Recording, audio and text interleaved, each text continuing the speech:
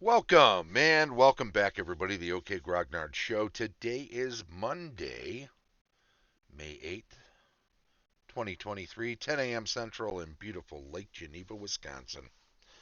And today we were looking at Tactics 2, a 1958 war game by Avalon Hill. It's a classic.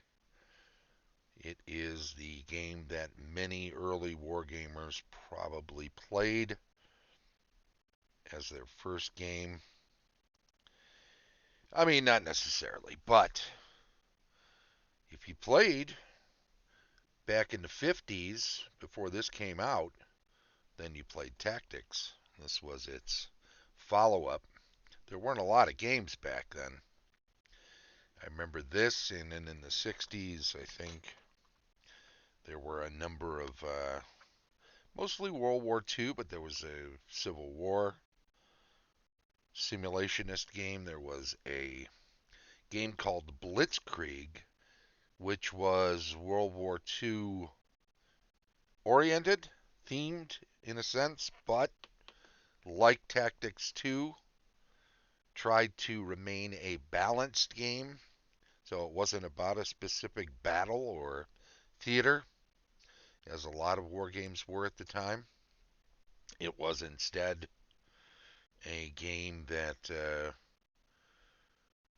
used weaponry from that World War II era, or simulated weaponry from that World War II era, and tried to have a two sides balanced sort of game.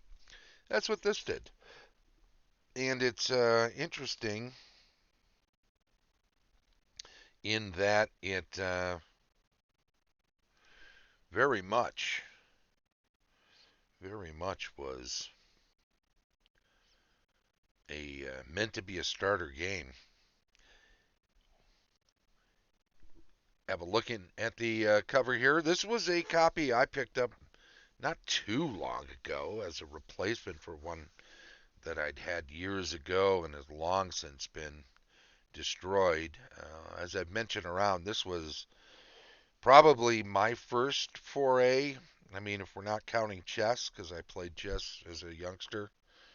And then, boy, in 1972, I must have been all but 10 years old. And no, it says 12 and up on the cover, but they don't card you.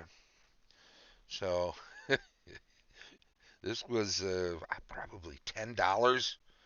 I probably saved up my lawn mowing money and picked this up. This is a reprint from 61, as you can see from the center of the cover there. And it is bizarre in a sense because it's a throwback to that early era. Notice it says here for tournament play. Well, that just meant to be a competitive game, right? The original game of modern military strategy played worldwide. You are in command as infantry, armor, amphibious, and paratroop divisions clash in battles of conflict. Your skill, your daring, and ingenuity, no Oxford comma in there, determine the outcome. Tactics 2 is played on a table-size 22-inch by 28-inch map board depicting varied terrain of an imaginary land area.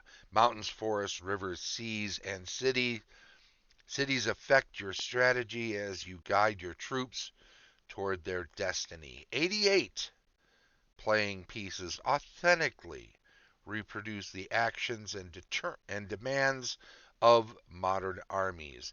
Even weather and the threat of atomic attack, part of the advanced game, play a part in this supremely realistic game.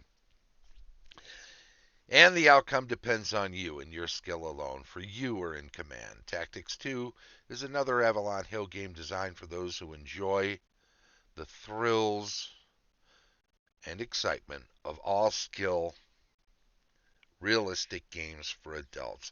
Always to play an Avalon Hill game and an exhilarating challenge to give one a subtle compliment. Consumer paddle tested and approved. Time to learn, 30 minutes. Game length, 2 to 4 hours. Design level, tournament. Age level, adults of all ages, 12 years and up. Number of players, 2, plus any number of subordinate commanders. Price $14.95. Okay, $15. There you go there. Notice their library of games over here. Family and social games, easy to learn. Fast action games for family and party play. Air Empire.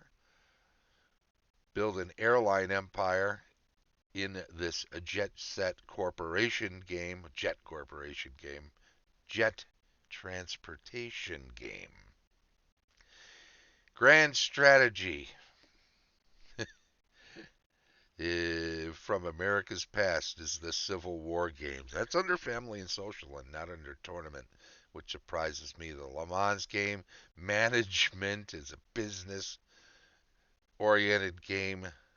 New chess, easy game of modern chess. U-boat, again, not in the tournament. Verdict 2, game of courtroom drama. Verdict 2 implies, of course, that there was a verdict 1. The tournament games they claim here. Challenging tournament games for those who enjoy the stimulation of complex extended play. Chancellorsville, of course, a Civil War battle game. D-Day, a World War II battle. For the continent of Europe, of course, Dispatcher, authentic railroading game. Gettysburg, famous Civil War battle game. And Tactics 2, the original game of military strategy. This was a paper sheet that's just inside the cover. The board I opened up to give you an idea. This is a squares based rather than hex based game. Hexes had not been weren't ubiquitous yet in games, although there weren't many games that used squares. Notice the mountains in the bottom center and a couple other little places. Forests. The red lines are roads. The blue lines are rivers. You've got some beaches along the areas, the shore. Those little checkered areas, gridded areas are city squares. Bridges crossing the rivers, little black lines.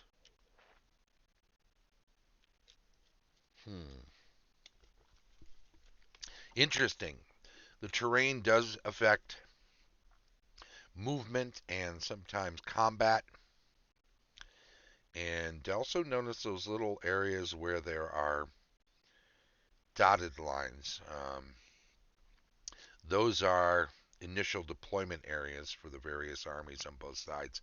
You're basically either the Red Army or the Blue Army, and you square off essentially on equal footing, and then you play through the game. Decide your strategy. How are you going to assault one another? You've got a capital. I think at the end of the day, if you take the capital, that could be a victory condition. The instructions include introduction. It takes you through the symbols and how they work, whether headquarters, armor, specifically mountain or paratroop units other than just infantry, and then amphibious assault units also. So you have a number of ways of coming at your enemy. It goes over movement and combat. It's several pages. There is a reference folder which has examples on it, and it talks a little bit about zones of control and how you can set things up to secure areas and keep your enemy from exploiting and moving through. Undisputed control, crossing rivers, dealing with mountains and city areas, and all of that. Notice the what we used to call chit sheets in the upper right there, as the little squares of cardboard were commonly referred to as chits. There are units in game, of course, and they're not a lot. I get two baggies at the bottom, one for the blue army, one for the red army. There's a record card because you're going month by month in a game.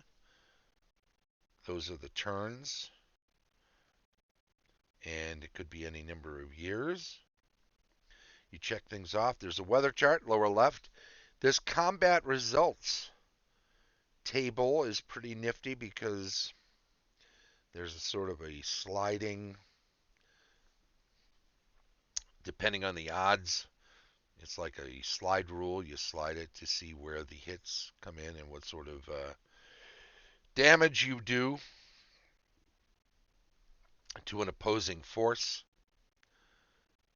And of course, 1d6. So it's a full game. It's a beautiful game. Like as I say, there is not a lot to it, but that's okay. It's fast, it's simple. Learn it in a half hour. Play it in a couple hours or slightly more. Although I think once you play a game or two, it can go pretty fast. All very interesting. So that's a look at the first war game I ever played. Beyond chess. First non-parlor game, I guess. So not Monopoly, not Blitzkrieg, which I don't count as a war game. It's a board game. It's a parlor game, or at least that was my estimation of them back in the day. But it was a lot of fun, and maybe one of these days I'll pull it out and get it on the table, opened up, set up, and go over some things with it. Do a little follow up, and put out another video with not a full playthrough. I think that would be excessive, but it could be fun to play through a few turns just to see what's what with the game again. I have to relearn some of the rules. I mean, it's all pretty intuitive once I were to dive in. When did multiplayer war games start? Sarah is asking in the chat. Um, even this one calls itself a two-player game with the possibility of more players because, as you saw from the setup, there are areas where different army groups begin, and you can certainly have multiple players take over various army groups and be in command of different parts of the overall blue army or different parts of the overall red army.